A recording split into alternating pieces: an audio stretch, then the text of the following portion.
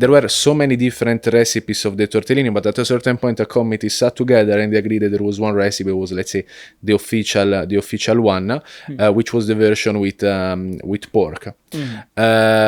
Then a few years ago, as you know, like there are a lot of Muslims living in Italy now, also in the north, and there was a proposal from Muslim communities to change the recipe of the tortellini from pork to chicken and the parmesan inside. What I find quite funny of Italians is that even when they're at lunch, Italians, they're already discussing what they are going to eat for dinner. So it's literally like such a food-centric culture that food is always like one of the 2 or 3 topics of conversation. As such, there are not many much. But one of the biggest cultural shocks was, you know what, back in India, if you see any restaurant, be it Subway, McD or any local restaurant or anything, they will be open until 12, 11, easily. Subway over here, which you have down, closes at 6:30. Okay, we were like in total shock, like, don't these people know how to do business or like what? I know.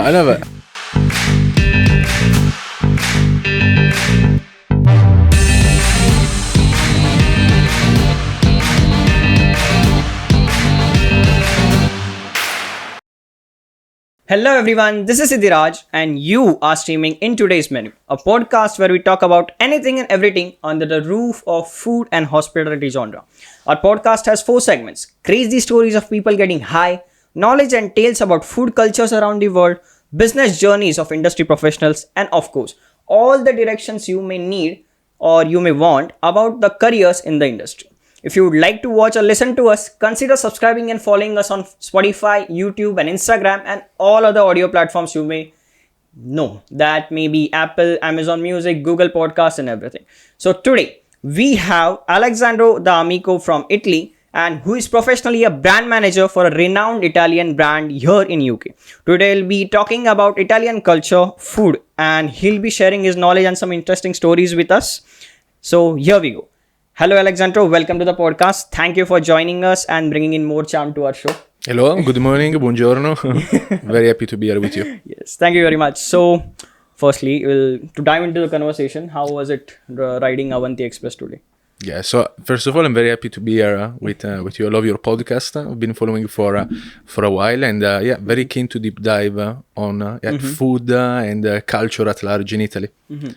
All right. So if you talk, so I'm a history enthusiast. All right. So to dive into that thing, so I would want to know for a bit of history about Italy's food and culture thing. Since I read a lot of history, some of the events in history or some of the political events in history have also impacted food and the culture around it, or let's say the trends. Yeah. So if that is into the picture, you may want to start from there and you can continue from there. Yeah. Perfect. So I'm starting with a very polarizing statement that Italian food doesn't exist.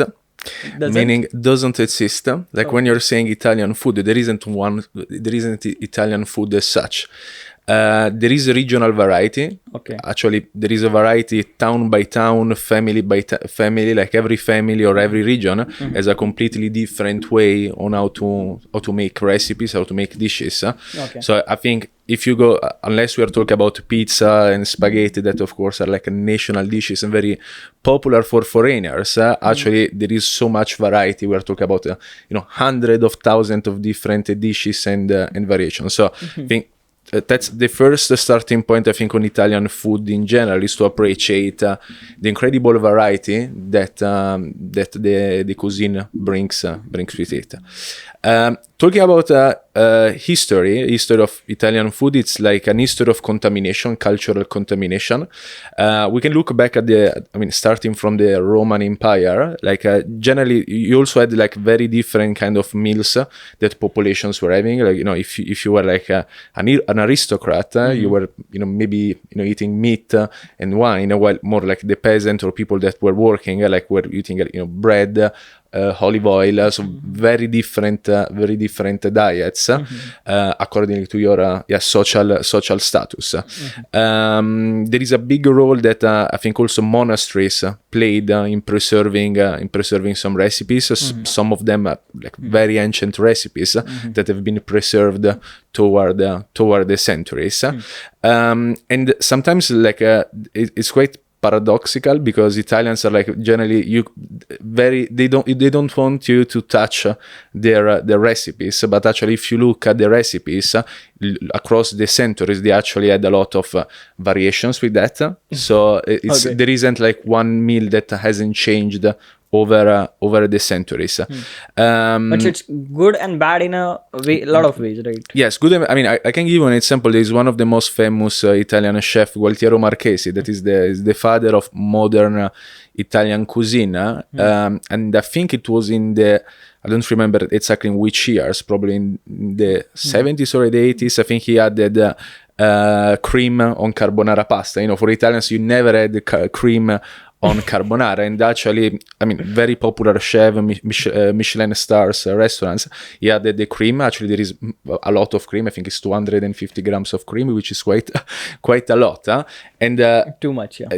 You'd say too much, but like Italians, again, the original recipe, you don't add the cream, but in the moment that a big chef did it, actually normalized some variations that a dish should have. I think also it's a matter of creativity. Like you shouldn't just, it's good to set the basics, but also having the creativity to add, your own flavor to meals, to things. Okay. So about the history, again, it's an history of contamination, especially like if you look, for instance, Sicily, that is a region which I love. Like all the meals are based on the contamination of different populations that during the centuries conquered the island. For instance, one of their main the dishes is the couscous with fish. So couscous is like a meal that actually is coming from Arabic countries. And then, of course, as it's an island, they add the fish with the couscous, but it's not like an Italian dish as such. It's coming from the Arabs, and then it was contaminated. And this happens to many different dishes, even the spaghetti or the pasta. There is I don't know how much it's reality or how much is like a legend or history, but it seems that actually the inspirations of the spaghetti is coming from China, because the noodles were actually invented before than the spaghetti. Then the legend wants that Marco Polo brought the noodles to Italy, and then the Italians transformed and evolved the recipe from the noodles that we know nowadays to the spaghetti. Okay. Now, probably there is a bit of legend in Marco Polo bringing back the noodles, but I think something that I really appreciate of Italian culture on a food point of view is the ability to take something and then transform it thanks to the power of creativity. Okay. So back in India, Yes. people just consider I don't know if it's a true statement or not. Yeah. I haven't had even once tried Italian pizza, authentic Italian made pizza. So we say it for British. I have one more person soon coming in, a British person on Tuesday. So he has told me this, that when British people take in things and manage to make it worse. Yeah. So back in India, when we talk in a pop culture, it's like, Italy bought in pizza. Yeah. But we made pizza better. So have you tried Indian pizza? Totally fair. And actually, even the pizza, the most popular one, it's pizza margherita. Even pizza margherita is a legend, because the legend wants that it was it's inspired by Queen Margherita from Naples. But actually, it's a very popular dish. And I agree with you. I think. Even though probably it was invented in Italy, I think there are many countries that probably, they are making the pizza better than the Italians. I remember when I was in New York, I had some pizza that were very, very good. So I think it's the kind of meal that started in one country and then other countries made it even better or more well known. It's the most popular street food you can find. I think probably it's the most famous food in the world, the pizza, I would say, as a branding. And then you can have it on different variety. But even there, it's like, some countries that made it even better. Totally, yes. Yeah, it's not that if you go to Italy, it's not that all the pizzerias make the best pizza ever. It's good fun though when you do it with your friends. Yes, of course. And that is where we eat pizza generally. If you want to go something and eat fast, so pizza is the most Exactly. go-to option in India. Exactly. So you said about the 70s, 18, 90s and stuff. Yes. So how was this thing, the cultural evolution in case of Italy overall in food and culture? Yeah. So I Around think food and culture, sorry. something that I think is quite interesting is that Italian food is part of the what it's called the Mediterranean diet in some way. That is very famous because there are some populations in the world called like in the blue zones that actually it's like the kind of food that helps you to live longer. There are some parts in the world, including some areas in Italy like Sardinia, where actually the lifespan is higher. Also because of what they eat. It's about the food, about the quality of the connection, many things. But food definitely has a role.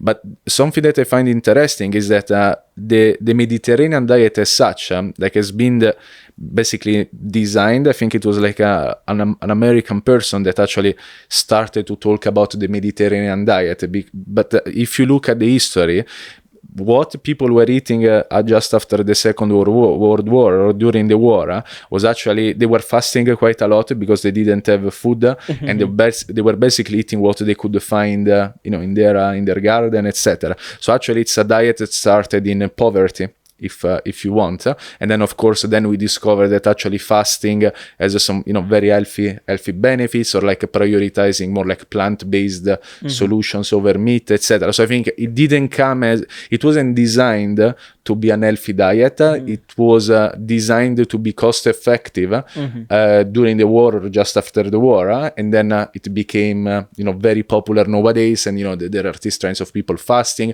eating more plant-based, etc. But actually it's coming from a real need that people didn't have the money to buy meat and fish, and therefore they were eating more plant-based, they were fasting more, etc. And then we discovered that actually it was linked with more like physical benefits. So it's not just about what you eat, but it's actually the food that you eat that can fuel better activities during the day, make you feel better, etc. So I think the war played a role also in the evolution of food. So now since we're talking about Italian cuisine culture and stuff, so it's a very curious question to ask. Yes. So today in 2024, yes, so from all of the things which Italy has been through or Europe has been through, what are the native plus native dishes first, and then what you if you go home and if any of your family member is there and you ask them to make food for you, so what are the major dishes which will be homely made, and what will be the actually native traditional dishes in all of it, and of course what emotional connects and stories you might have to that. Like if you might have seen, have you seen Ratatouille? What, sorry? The Ratatouille movie. Yeah. The Disney movie where he eats, the food person eats and he goes Yeah. back into the memories. Yeah. Something which you might have with the emotional connect with all of these foods. Yeah, so I think there are two big meals that I think are at the base of the Italian diet. That is pasta and bread. Okay. I think all the Italians, I would say like literally 100% of them have like pasta at lunch. Like this is like a must. It's a very carbs heavy food culture. Of course, pasta is the kind of meal that you can have with many different sauces, then accordingly to the taste. I think, tomato pasta with tomato and basil is quite a classic. Even though sometimes the more simple things are actually the more complex ones to make, like to have even though you think okay it's pasta with tomato, actually there are so many subtle things, the kind of tomato use, which olive oil, which basil, how do you cook how many minutes, etc., that actually make it if you want like a perfect tomato pasta, it's quite a science. So I think the more simple it is, the more difficult it becomes, also because as it's quite a benchmark, people tend to benchmark accordingly to other pastas that they tried in the past. And I think something that is very true for all the Italians is this, we always say that our mom is the best chef in the world, because of course you grew up with the taste of what your mom cooks, and then that one becomes your benchmark every time you go to other restaurants. Even though might not be true in absolute terms. As I think food is the ability to create an emotional Yes. connection with people. I mean, for me, it happens. For instance, even there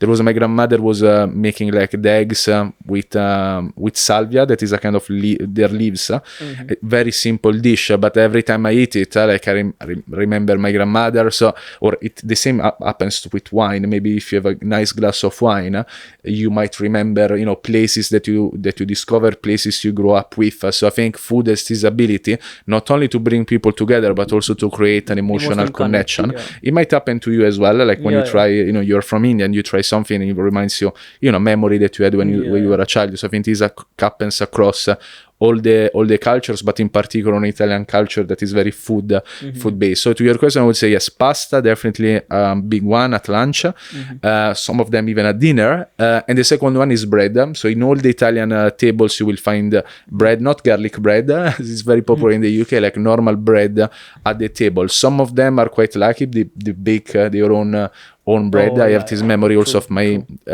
mom. For a period she was very keen to make the bread at home, and I really remember the smell of the bread in the morning. It was like so peaceful, like on Sunday you wake up and you smell just that sense just of asking, this was the year 2000 or like 19? Well, I was probably I was a teenager, so I was born in 1992, so probably around 2005 something.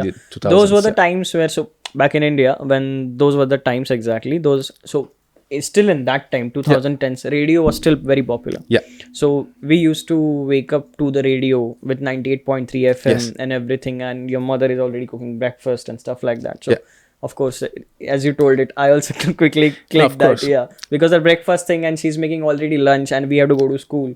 You were a teenager, I was in school. Of course. So of course. You see, it's similar patterns. So say again, bread and pasta are the most like the classic ones that again at lunch, or sometimes you come back from fun night with your friends. We make pasta later than a kebab. So it's quite a part of the culture. So pizza and bread, you said, are homemade foods and native foods as well. Pasta is not always so made because especially also nowadays everyone is working, so I think unless it's Sunday where people make gnocchi, that is a kind of pasta you might know, is generally the kind of pasta we cook on Sunday, and this is homemade. But I would say as it takes quite a few hours to prepare it, generally people make their own pasta over the weekends rather than weekdays. Weekdays, just dry pasta, you boil the water, it's very easy, in 10 minutes you are done, and then you just have to mix it with a sauce. So is your pasta spicy for Europeans or not? So there are spice in general is very polarizing. It really depends on the taste and depends on the region as well. I don't think that in general, I wouldn't say that Italian food is very spicy. In general, there are some people that like it. We have a peperoncino that is a kind of chili. Some of them very strong. I don't know if it's as strong again. Like in India, I know that you have like a very you really like spicy things. So I don't think we are as spicy, but still I think it's maybe you add it a bit on the pasta just to have that more character on the meal. And actually I have this beautiful memory of my grandfather was eating it was crazy. He was eating the chilies like with like this, literally from his mouth. Yes.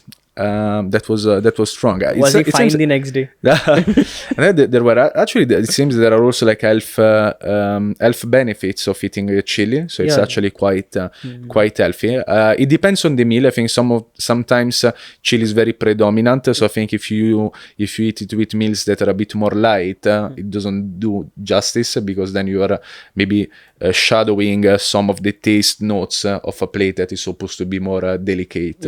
So I think it really depends. I like to put a bit of spice on my pasta with tomato. Yes, that's definitely yes. Oh, all right. So now there are stereotypes around of course. saying that Italians only eat pizza and pasta. Yes. What are the other staple diets which a normal average Italian person would eat from breakfast to dinner? Yeah, but in these stereotypes, yeah. there is always something true in some way. Yeah. Meaning that, of course, it's an exaggeration. It's part of like, Yeah. then there is the humor. But I think, no, we don't always eat pizza and pasta, but pasta, yes, I would say most of the times, and pizza most of the weekends. But what I was saying is that there is so much variety, because also when you're saying pasta, as there are, thousands of sauces, thousands of types of pasta, then saying a pasta, it's like saying nothing, because there are so many variations and gray zones which make every plate of pasta or every pizza quite Different. unique. Even like the pizza, like, is not the same. Like if you go to Naples or if you go to the north of Italy, people might like the thickness of the pizza in a different way. So again, it's like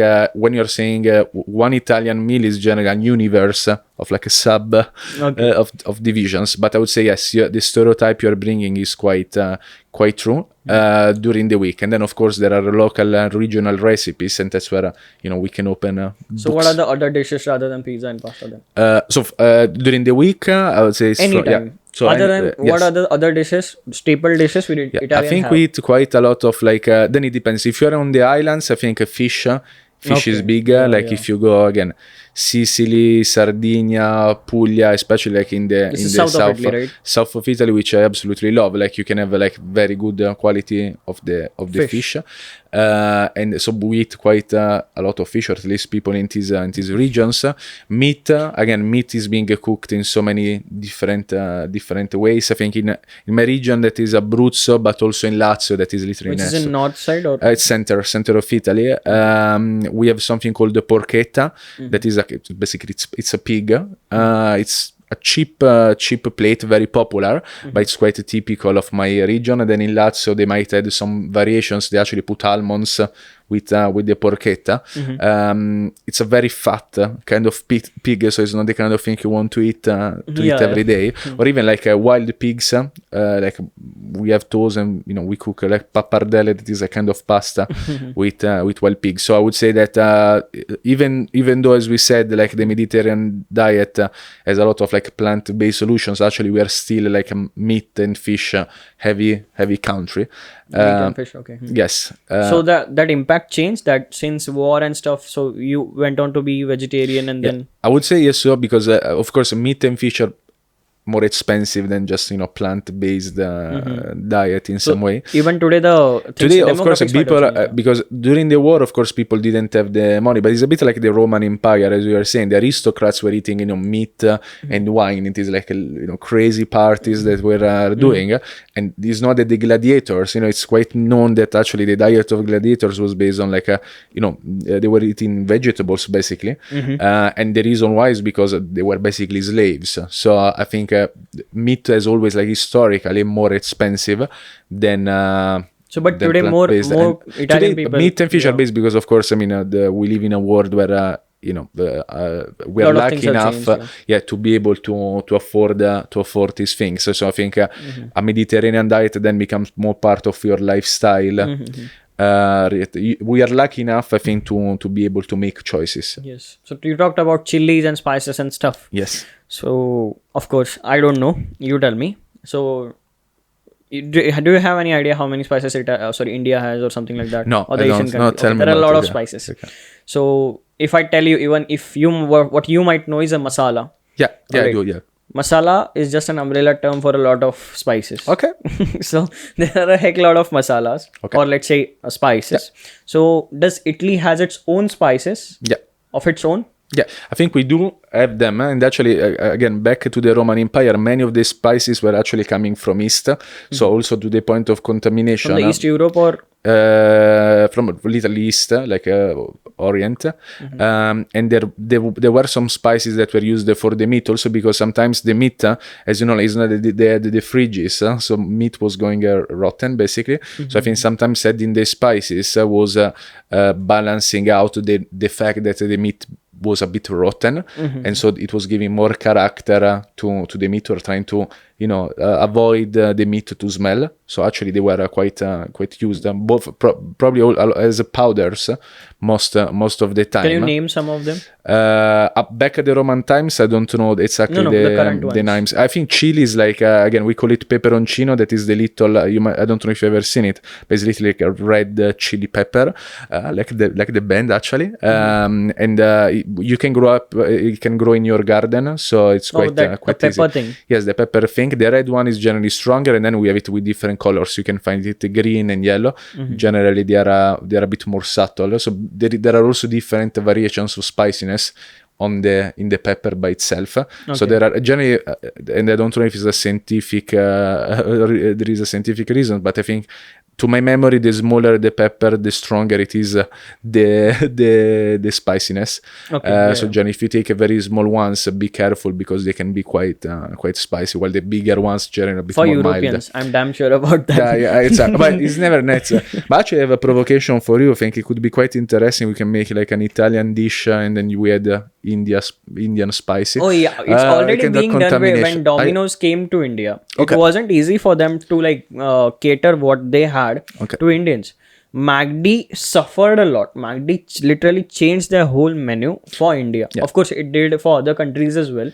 But if you see the McD's menu, you get it nowhere around the world. The McD which we have over here is very bland for us. So, of course, so with the margherita coming in India and all of it, they have already had Indian spices. And I mean, I can't provide you one over here in this country. Or if it would have been good. So, you talked about the dishes and stuff, natives and stuff. So, what are the underrated dishes? Yeah. Which most Italians also don't know, which you might want to bring into the light. Yeah. I mean, first of all, before I just want to touch base, you're making a good point on the on when big companies localize their menus according to the country. I think even when McDonald's came to Italy, that, as you can imagine, is quite a difficult country to penetrate because food is at the center of our culture. So how can you pretend, etc. Also, McDonald's had to adapt their menu to suit the taste of Italians, or even Starbucks. They opened a big Starbucks in Milan. That of course we have more like espresso. It's an espresso country, it's an American or latte country. So they had to adapt, of course, the proposal to suit the needs. But so it's a very interesting point that you touch base on your question. Underrated dishes. I think even Italians don't underrated, all right, the underdogs. Underrated. Yes, the underdogs. I think as I was mentioning, like different regions have different meals. Like also in my case, sometimes I go to some regions and they try food that I've never tried. There is a very popular dish in my region in Abruzzo that is called arrosticini. Just to give arrosticini, and just to give an idea, visually it's like a mini kebab. That's how it looks. It looks like it's made generally with the meat of sheep. But then it depends on you can also have some variations, especially nowadays they tend to... You liked it? I like it a lot, and it really makes me think about summertime, because it's the kind of thing you do, like barbecue style with your friends, especially during the summer, because of course you need to do it outdoor. But even a rosticini, I don't think it's as if you go to some regions in the north, I wouldn't be surprised that many people don't know it, even though they are Italian. So I think this is definitely an underrated dish because it's very, very good. So really deep. So that's why I think what I recommend to foreigners, but also to Italians when they're moving, is not to get lazy, to try. I think we just tend to to get the comfort food, just go there and experiment what the locals, what I always ask, and this I think I do it everywhere, what the locals are eating. I don't like, for instance, in the UK never eat Italian food. I always try to, especially in London where we're lucky enough to have such a diverse food culture, to try things that are actually locally relevant. And if you can eat with the families, even better, because I think of course there is what you can eat at the restaurant, but sometimes it's more like an elegant way to propose food. But I think you really want to try local food, then you have to go to the houses of people. Okay. So again, to tell you about a little bit of India. So I told you the Cadbury thing when we were having a meeting. Yeah. So when Cadbury came to India, again, it was very difficult for them to penetrate because each state, each region had its own sweets. Yes. What are Italy sweets? Italy sweets. So the Just a moment. So be specific about it. So to tell you an example, Yeah. I don't know if you might have heard about the diamond-shaped sweet, which is Kaju Katli. diamond shaped sweet. No, never. Okay. Never. Have But you heard maybe of it's, gulab jamun? Which one? Gulab jamun. No. Okay. Have you heard of jalebi? No. You can offer it to me today. Yeah. He was. Yeah. Yeah. So, you were okay. Yeah. So these are the sweets which are quite famous everywhere. Yeah. Have you heard of rasgulla? No. Okay, cool. So these okay. are quite famous sweets, but are very, very famous. Yeah. So they are loved by people across as well. Yeah. So these are India's own sweets. Yeah. Similar sweets. So first of all, I think when you look at the sweets in Italy, very often they are associated with big events. So I think they're linked either with birthdays or like Christmas, Easter. It depends on the event. For instance, like for Christmas we have a panettone. That is also getting popular in other countries. But then on Easter we eat the chocolate egg. It's like a big chocolate Made up egg of chocolate. of just chocolate. Then generally it's Dark chocolate, white chocolate. But now, as there are some people that don't like a strong flavor like a cacao, there is also the version with more milk, so more suitable for a diverse audience. But as you can see, like already, like it's too completely. Generally, we don't eat these desserts, these sweets outside these key moments. So you never eat panettone during the summer or at Easter, and you never eat the big Easter egg at Christmas. So we are very like religious Particular. on when to eat. So I would say panettone and Easter egg, I think like mandatory is all the Italians are having these sweets during the big seasons. Ice cream, very popular, especially because we are quite blessed with... Is Sunday a Italian thing? Not really. I think it's more like an international variation. Okay. Here I think in the UK it's quite popular. Yes, of course. No, generally we do I mostly saw it in Italian restaurants, so I asked you. Yeah, but sometimes just because commercially they're appealing. But I would say that as we are quite blessed with nice weather, generally starts. Now with climate change is getting difficult, but from April to September, even October, you can have like almost the summertime. So of course people have a lot of ice creams. I'm more like a purist, so I prefer like a chocolate. Vanilla I'm not a fan. I'm like a cream, yellow cream, pistachio, love pistachio.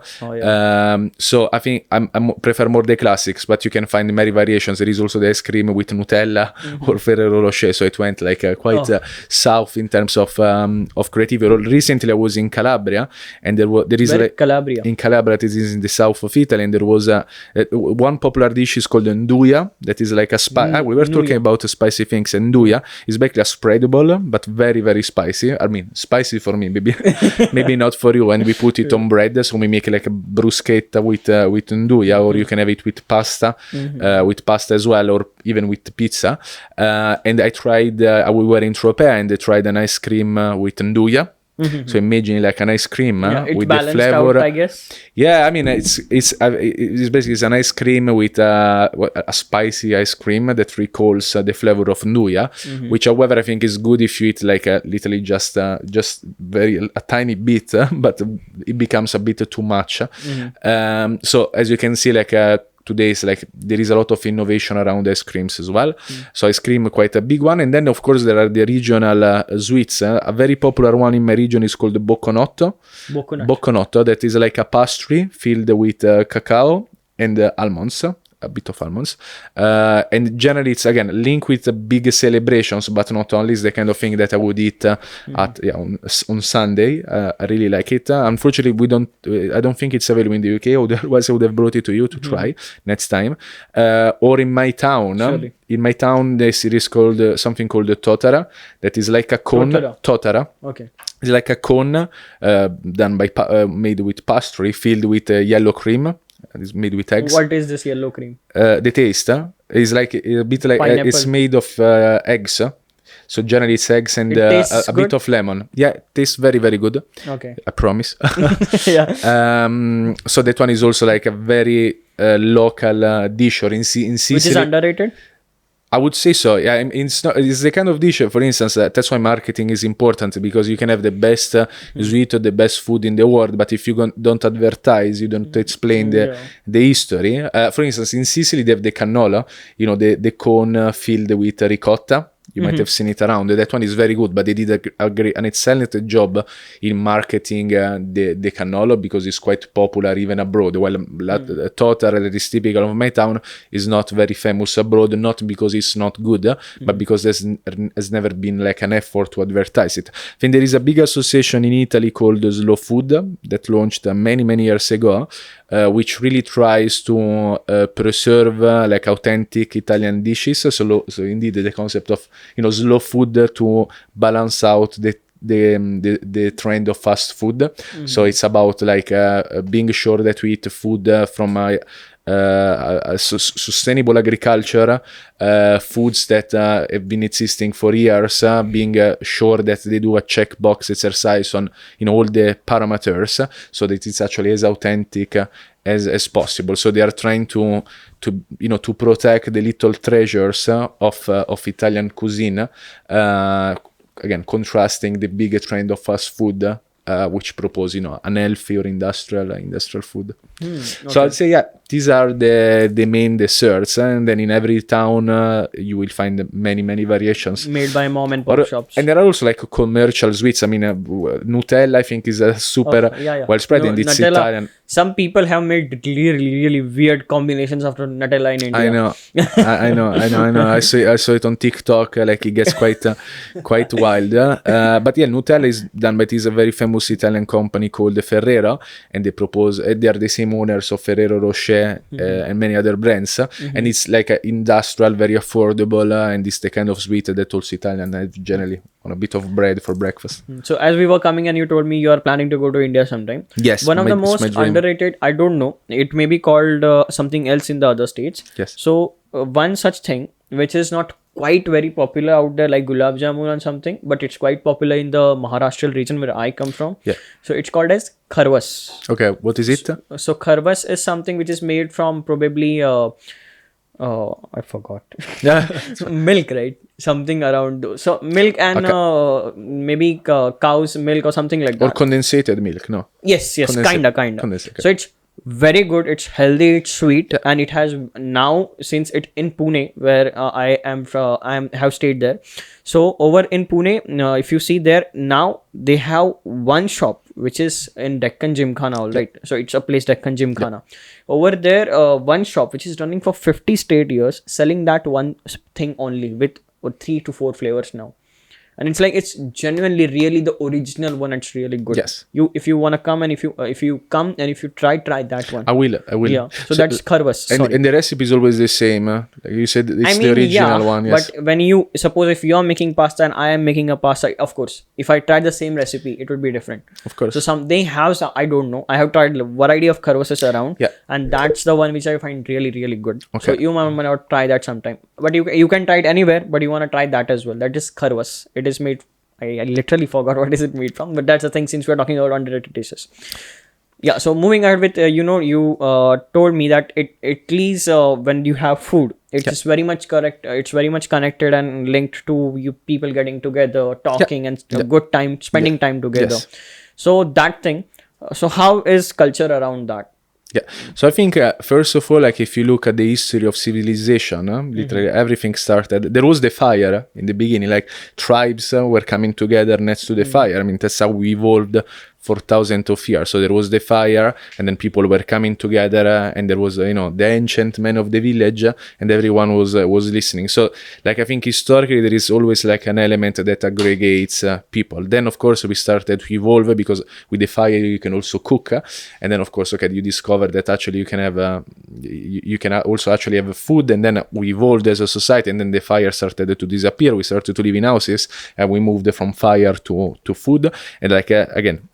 Like just coming around the table, I think food is an excuse for people to actually coming together and having a conversations, and that's quite beautiful. I think Italians are quite loud when they are around the table, especially like you can have like a lot of conversations on the table, very random, etc.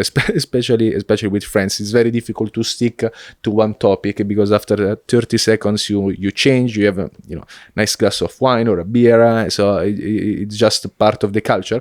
And what I find quite funny of Italians is that even when they're at lunch, Italians, they're already discussing what they are going to eat for dinner. So it's literally like such a food-centric culture that food is always like one of the 2 or 3 topics of conversation.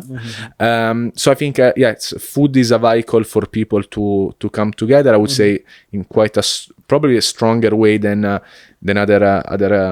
other cultures. I mean, I've been in the UK for 6 years, and I noticed, there is this say, eating is cheating, meaning that like there isn't I think it's changing now. I think people are starting to approach food in a different way, but historically I think Italians have a stronger connection to food that then leads for people to come together and share ideas. Okay. And something I wanted to mention before I forget, because we were talking about, you said about, I forgot the name of the meal, the Indian meal that you mentioned, and you said that that's the original recipe. And I think also in Italy, when you talk about original recipes, it's a bit like we needed to take things with a pinch of salt, meaning that if you look, for instance, tortellini, I don't remember exactly tortellini. I don't remember exactly when they were invented, let's say 100 years ago, right? I think Italians can be quite religious when it comes to food, like you cannot touch recipes, but actually sometimes they're wrong. I remember there was this episode with the tortellini, that is this traditional pasta from Modena, that is the north of Italy, in particular Bologna, that is the most important city there. So the tortellinis were invented roughly 100 years ago, I think I already mentioned it, and there were so many different recipes of the tortellini, but at a certain point a committee sat together and they agreed that there was one recipe, was, let's say, the official one, which was the version with pork. Then a few years ago, as you know, like there are a lot of like Muslims living in Italy now, also in the north, and there was a proposal from Muslim communities to change the recipe of the tortellini from pork to chicken and the parmesan inside, as filled with chicken and parmesan, because of course Muslims cannot eat pork. And there was like a big political discussion. How dare you? You're trying to touch one of our national icons, etc. But actually, if you look at the original recipe of the tortellini before we introduced the pork in the tortellini, actually it was very popular to have like a chicken and the parmesans inside the tortellini. So even there, like you needed to be a bit more, like, I think, flexible to things, because sometimes you are wrong on the historical assumptions and things evolve. So it doesn't mean that you need to be that dogmatic on recipes.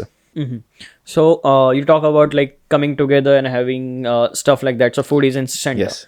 Of course. So then I wanna know what are the occasions in Italy. So of course in India there are a heck lot of occasions. Yes. So it may be except for Diwali, which there is Ganesh Chaturthi kind of a thing. Then there is Pongal, then there is Onam, and then there is each region has its own different varieties of celebrations. Yeah. So what is Italy's occasions, celebrations or festivals, and what are, except for the chocolate egg and the Christmas thing which you told, what are other festivals and what are the dishes made on those particular festivals? Example, when India celebrates Ganesh Chaturthi festival, it has own set of called as modak. Yeah. Okay, so modak is something. It's not like it's only made specifically that time. It can be made anytime, but it's more famous or more like quite in plenty of quantity made in that particular festival. Yeah. So something like that. Yeah, I think the biggest one you consider, there is a Christmas Eve that is the day before Christmas, so the 24th night. There is the tradition in Italy to have 13 meals. 13 meals? 13, yes. For what? So 13, the number is coming, I think it has a religious connotation, as you know, like we are a Catholic country, and 13 because 12 were the apostles and 13 with Jesus, so they are 13 because they are linked with with a religious meaning. And the beauty is that every family has his own tradition. Again, generally we don't eat meat on the Christmas Eve because again, for it doesn't have the best connotation on a religious point of view, and we replace it with fish. Fish or not fish, but definitely not meat. And within these 13 meals, I think most of the people might have, for instance, tortellini are quite a classic, but every family will have their own tradition. I remember, yes, my family was making like actually, it was a tuna pasta, but with tuna, okay. Yes, but with very, we called it, I think it was called angioletti, if I'm not mistaken. Angioletti. That means, yes, little angels. It's a kind of pasta like mini spaghettis. Very very mini and you mix it with tuna, and that one I think it was like a recipe of my family, etc., but it's not necessarily the recipe of my neighbor. So it really changed. Or if you go to the south of Italy, they might focus heavier on fish because of course there is more fish available, or they might have local delicatessen, but I would say tortellini probably is a big classic for Christmas time. Then we have there is a capitone in many families. Capitone is a kind of like, it's quite an ugly fish. It looks like a snake. Have you ever seen it? No. What's the name again? Capitone. No. It's like it's an ugly fish that black and looks like a snake. Maybe it might have some other name in India. India it's a very fat fish, very tasteful. Not everyone likes it, but it's quite a big classic during Christmas time. Okay. Or for Easter we do brodo di cardone, that is like a broth. With cardone, that is a plant, and it's not my favorite one in general because I don't like soups or things that are too waterish. But it's quite a big Easter meal. But again, and I think it goes back to my point, as Italian food as such doesn't exist, every family will have their own set of meals. Yes. Okay. So now you talked about some meals which you don't like. What are Italy's, you can't say that exactly, but what are Italy's majoritarily hated dishes? Okay. And most loved dishes? So back in India, I have told you this, I forgot that, but bitter gourd is something which is not hated. 60% of people it might be hated, but I am someone who likes it, and vice versa. What are Italy's most hated and famous dishes, loved dishes? Yeah, so the most famous, the ones that we love, I would say that, again, beside the pizza and pasta that of course we discussed broadly, but I think bruschette or like focaccia, that is a typical from Liguria, but well spread. Please share me all of the pictures. Everywhere. I want to put it over here. Or arancini that are actually from Sicily, and it's like a kind of street food actually. I think these are everything that is about aperitivo time. When you're having this, generally before dinner, but it can also happen before lunch. We have like a bit of fingers food or bruschettas. That is more like an informal way to start. Sometimes we eat so much at the aperitivo that actually you don't feel to eat at lunch or dinner because it's quite heavy. But I think everything that is around about very tasteful but small dishes. And again, bruschetta is the kind of dish that allows you to space so much, because you can go from pure tomato to putting mozzarella, burrata on top, shrimps. Like you can literally go crazy on what to put. So it's a flexible platform. So yes, I would say that all the fingers food that we eat around aperitivo moments are the most loved ones. I don't think there are places that Italians in particular dislike in absolute terms. Nothing that I can think that they dislike, at least within Italian food, and also like even foods like from other countries. I feel now, especially across younger generations that go to fast food, actually even you wouldn't expect Italians to eat again at McDonald's or these big chains, but actually they do. Like even you say, okay, they are Italians, they have better food. Actually, there is cultural contamination coming from the US, and actually even Italians, especially younger generations, are very keen to try new things. So I think as we live in quite a liquid society, where, you know, the classic cultural barriers have fallen. And then, of course, I think, and it's actually a danger, because I think you also need to protect your own cuisine, evolve it in some way, adding your creativity, but then not at the expenses. Like you can be open to other cultures that are bringing you food, etc., but you need also to protect your your identity, because food is not just food, which is pleasure, but it's also like culture, because it's evolution, but also like as we discussed, like emotions linked with a specific dish. So I think we need to preserve this, like being open, etc., but also trying to preserve what makes us unique versus other countries. Okay. So one first quick thing before we get on to the next question is Italian panini a street food or not? First, I want to say something that we call it panini. I always smile when I say, because panini is the plural of panino. So it's actually panino is like one sandwich, and then sandwiches is the plural. So Panini. I noticed that here you say one panini, but it actually should be one panino. One panino. Because it's single. Panini is the plural. Okay, so plural two paninis is like two panini. One panino, two paninis. Okay, cool. Exactly. So is paninis? Yes. Oh, sorry, panini. This thing, street food or not? Yes, yes, it is. So generally, we don't eat like even at lunch, Italians, even if they go to the office, generally they always stop. Most of them, they stop to eat, and they prefer to have like a pasta or, you know, or a salad or whatever. But generally, I'm sorry. First, what is panini? Panini is basically just a bread, and you fill it with whatever you want, from ham. Generally, what does it have? I just the only dish which I know from Italy is what's the panini, which is different from pizza and pasta. Yeah. So what which panini I have made it something, probably it's mozzarella or something. Yeah, it's cut and then so you cut the bread, and then it depends also which bread do you want to use. It can be as simple as the normal bread, or you know, there are different textures. And then you can I really like the caprese one. So caprese includes tomato, but the way it's also the tomatoes are actually coming from America, and then we started to adapt it in our cuisine around 200 years ago. But yes, tomato, mozzarella, basil, and olive oil. Very simple, very healthy. That one is quite a big classic. Or you know, prosciutto crudo, that is like a ham, and you can add some cheese. I think it's always like cheese is always nice, nice to add.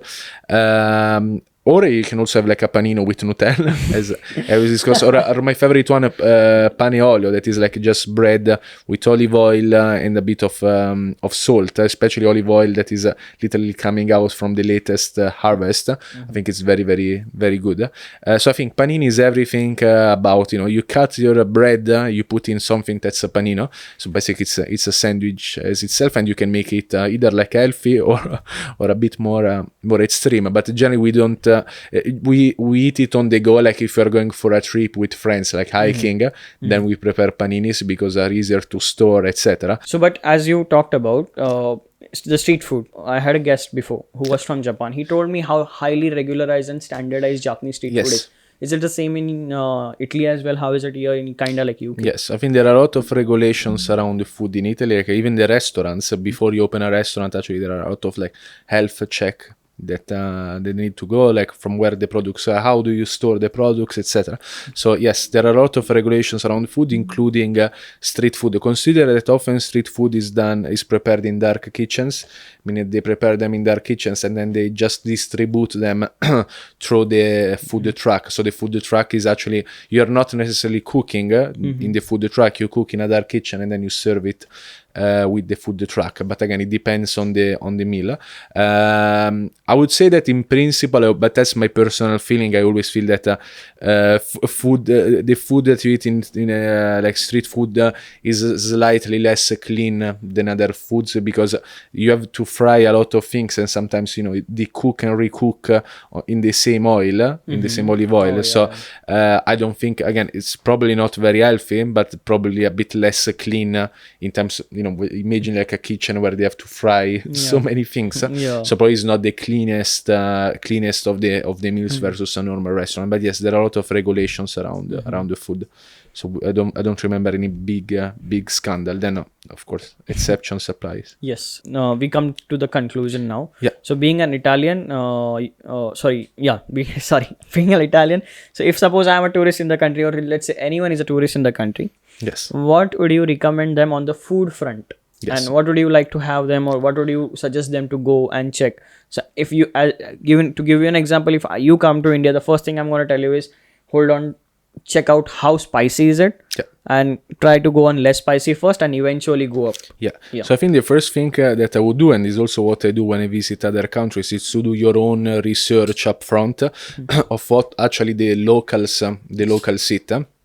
Rather than just sitting, sometimes there are these touristic traps in the main squares of the big Italian cities, and you see, a lot of people sitting there, and that's the lazy approach, I would say. I think it's literally doing a little research on what actually people from that place eat on a daily basis, and then also, and that's why I think you don't have to be shy when you travel. Like, try to connect with the locals, because as Italians are very welcoming, you might get an invitation to their house. So very warming.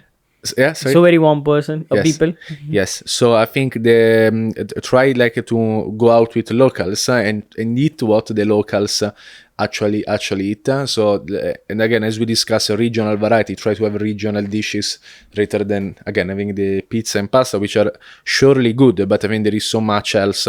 So I think that's personally what I would do. And also try to learn the recipes. I think there is something very beautiful on learning from locals on how to make something, and then you go back to your country and you're able to cook it by yourself, if the ingredients exist, of course. So I think, don't get lazy, because I think people often get lazy. So I think discovery comes with a bit of pain, because of course you need to do your own research, etc. And also I think the ability to go outside the main squares, the main streets, etc., that often are very overpriced. Rent a car, start to go around the little villages, follow the vibe of the place, and also try to connect with local producers. Something that I love to do is literally like to meet the producer and then starting to order the products from them on an ongoing basis.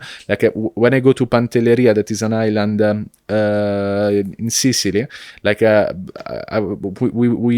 asked to the locals where do they buy the wine, right? So, and I went to a very local winery, and then I met the owner, and then I started to order the wine from him on an ongoing basis. So literally trying to have your little list of suppliers on an ongoing basis, like you can order and reorder this food. Okay. So I think just try. I think don't be shy. Blend with the locals and try things that are a bit extraordinary rather than ordinary, because otherwise I think you will not have the most authentic experience. So that's advice talking. So coming to the culture, Yes. and some of the cultural shocks. What have you had? I don't know how many countries you have traveled to. Yes. So what are the cultural shocks which you have come across with related to food as an Italian, and vice versa? So for me, the biggest cultural shock, it was like the lunch for me, is an important moment. Also at work, I always take the lunch break, never eat in front of the laptop, most of the times, I would say, because I think for me it's like a very nice interruption from and it gives you the opportunity to get your energy back for the afternoon, but also to have a good time with your colleagues. And for me, the biggest shock was that often people eat at their desk, just having a sandwich at their desk rather than actually, sitting. And if you think about it, like a little break is like 20 minutes, half an hour, is roughly the same time that you would spend eating a sandwich, but you just make that moment a bit more meaningful. So for me, the biggest cultural shock was, exactly, not having lunch as as an important moment Not of the giving day. that importance to that. Or also going out and you just go for drinks, skipping the dinner. That one for me was quite a cultural shock, because I always like to drink but also to eat at the same time. So for me that one was a shock. I wouldn't know like all the way around. I don't know. I mean, you have to tell me probably which are the biggest cultural shocks No, that you would have as as a friend. such, there are not many much. But one of the biggest cultural shocks was, you know what, back in India, if you see any restaurant, be it Subway, McD, or any local restaurant or anything, they will be open until 12, 11, easily. Subway over here, which you have down, closes at 6:30. I said, there's an, Okay, it's we were like in total shock. Like, don't these people know how to do business or like what? I know. I remember when I lived 1 year in Spain, in Madrid, and then of course in Spain they eat very late. So for 1 year, I was like having lunch at 3 p.m. And dinner at 10, 11, etc. Yeah. And now when I came here, it was a bit more difficult to adapt because of course dinner often is very early, it's like Very, 6:30 or 7. 7, yeah. Now I adapted. Actually, now I have my lunch at 12 and my dinner like at 7. Also because I'm a very like a regular person, very routine based. So at the end, I think you also adapt with the culture, and I think there is something beautiful of like being able, of course, to preserve your identity, but also at the same time, to be open-minded enough to blend with the locals. I always like go with the locals, go with the flow of the place. Yes. Have have you tried the Italian restaurants over here? Have they disappointed you, or they are doing I fine? tend not to try Italian restaurants abroad just because for me they are overpriced versus I always get upset. Like if I have to go to a normal Italian restaurant and pay like £100, I would get disappointed because in my country for £100 it means you're literally going to a Michelin star restaurant, while here in London maybe you spent £100 for like average Italian restaurant that I'm not very keen to do, and also because in London you're lucky enough to have restaurants from so many countries, so I would prefer to try other kind of food rather than Italian. But when I go back to Italy, I do eat Italian. But even here, like actually, I would say that I have quite weird food habits, I have to say. So even here is not that even if I'm cooking by myself, I don't do necessarily like Italian food. So it's like I like to eat Italian when I'm in Italy and when I share it with friends. But otherwise, I'm not that. Religious about it. I don't eat pasta every day here in London. Definitely not. All right. Major myths and misconception about Italy you wanna clear? Of course, you people now we get to know that it's not only Mamma Mia pasta and stuff like that. Yeah, so I would say that what the misconception is that again, people tend to be so, but this I think it applies to many countries. We always you cannot simplify a culture being, for instance, there are so many like jokes about Italians and mafia, etc., which they makes you sometimes you smile about it, but actually there is very little to smile about it. Okay.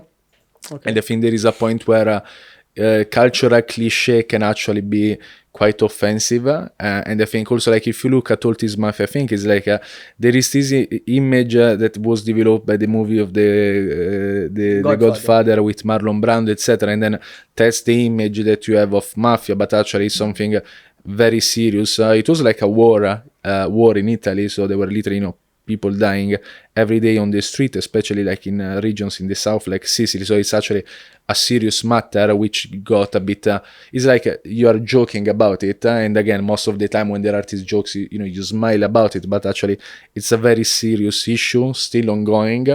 And I think that there are it's a misconception, and I think you just need to be a bit sometimes culturally sensitive on these things. So I think yes, all the jokes about mafia, I personally don't like it. There is little to joke, right? It's a bit like if you're making jokes about wars, etc. I think there are some topics where you need to be extra careful. That one, and then again on food in general, the fact that there aren't just 2 or 3 meals or Italian food as such, but actually there is like a galaxy of foods. Yes, these are the biggest ones. So I like to conclude with 2 things. Okay, so I have interacted with 3 Italians until the date, including you. Okay. So I have found one common thing. It's like, you know what? So I had been working in this one food cart. All right. So over there, there was this guy called as Salvatore Sinatra. Okay. So I today refer him as Mr. Sinatra or Super Sinatra. Okay.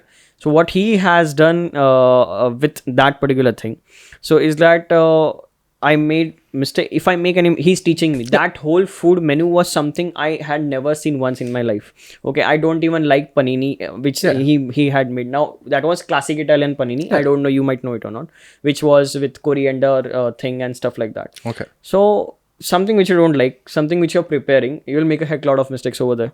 Okay, and if I make a mistake, he would go like, "Oh, buddy, it's not like that. Hold on. Just do anything. Just don't do anything. Watch me do it." And if I do it twice and thrice, if I still make mistake, and he would go like, "Buddy, hold on. It's like this. Now do it again." Yeah. This is how generous and gentle and considerate he was. Yeah. And that was a thing. And such is the image I have along with you as well. Yeah. But they are very patient, considerate, and they'll help you out. Yeah. They'll help you reach there. That's the thing. So do you have anything to add?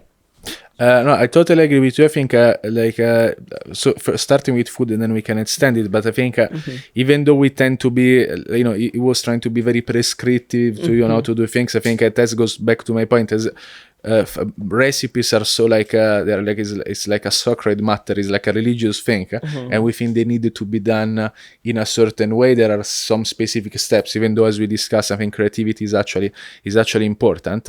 I would say that is totally true what you're saying. I think Italians in general are very welcoming as a country, and they really like when you do the effort to try to connect, to discover etc. In general, I feel even though we are I'd say quite loud in general as a people, I think we are also quite gentle, and we are really very keen to help out. I think in general, something that I really like in general for the Mediterranean countries is the ability that after a few hours you're basically already friends, so there is less time to build a relationship. So you break the ice very quickly. After a few hours, an Italian would invite you to their place. That's so true. Yeah, that's so true. So, and it doesn't happen across all the some culture, and there is nothing wrong with that. But some cultures are a bit more reserved.